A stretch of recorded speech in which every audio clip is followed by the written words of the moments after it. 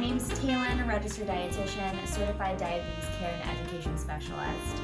Our recipe today is Chard tahini dip. Let me show you our ingredients. We've got our leafy green vegetable, chard. This is green Swiss chard.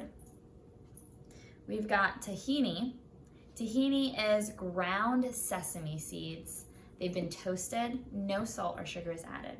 Garlic cloves, fresh lemon for lemon juice, and olive oil, and salt. Step one is to wash your chard.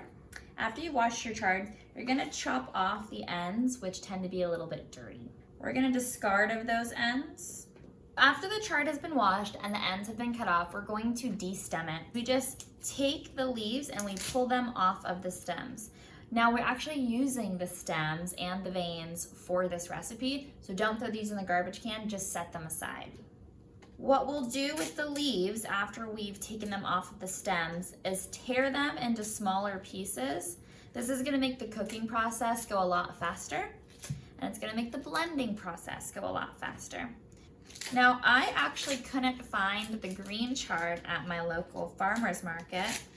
I could only find the rainbow chard here.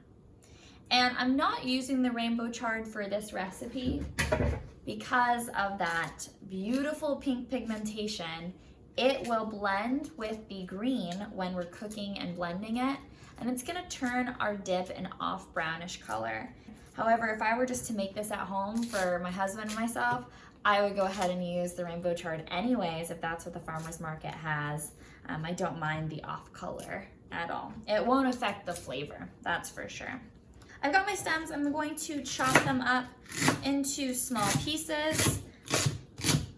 While my pot is heating up, I'm going to mince up my garlic into really nice, fine, small pieces. So they're still in their clove encasing. I smash it with the flat end of the knife, and that allows the skin just to pop right off.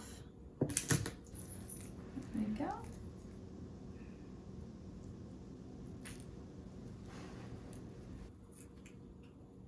Okay, so to mince up the garlic, I like to take the tip of my knife and slice it almost into strips, like an onion, where the nub holds on to the garlic. And then I can take the back part of my knife and mince into fine pieces, and then I'm just left with the nub in my hand. Boom, perfectly minced garlic. There we go.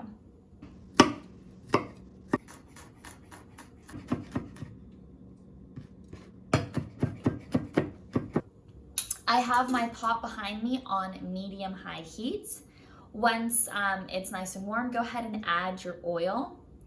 We will use about 2.5, 3 tablespoons of olive oil, and that will get nice and hot, and then we'll add our stems.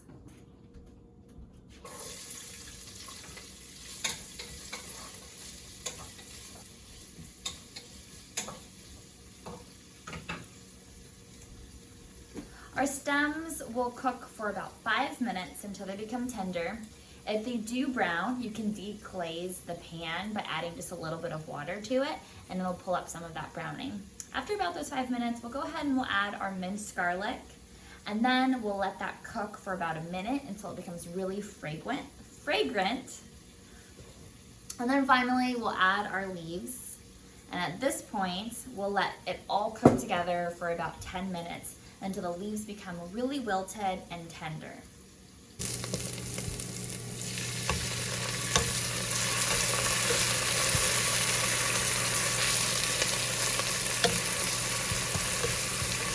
Add your chard mixture and all of its juices into a blender or food processor. Then add 1 to 2 tablespoons of olive oil and 1 to 2 tablespoons of fresh squeezed lemon juice. Finally, add your tahini. I had my chard mixture blend for about 4 minutes or so. I added some salt and a little bit more lemon juice to taste. I did add a little bit more oil because I was having a hard time blend. And now what I have is a beautiful creamy green mixture.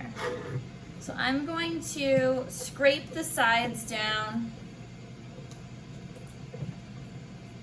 it's okay with a little bit of these fibrous bits in there. I don't mind. It adds some texture because the majority is thin and creamy, and I can see that there aren't any major chunks. I'm just gonna give it a taste, assess to see if it needs, again, any more lemon juice, salt, pepper. Maybe I wanna add chili flakes to it to give it a little bit of spice. I don't think it needs any more salt. I think it does need a little bit more lemon juice. So I'm gonna go ahead and squeeze a little bit more of my lemon juice out, blend it up again, and it'll be ready to serve. All right, we are ready to taste. You can serve this up at home with some vegetables, some pita bread, some chips.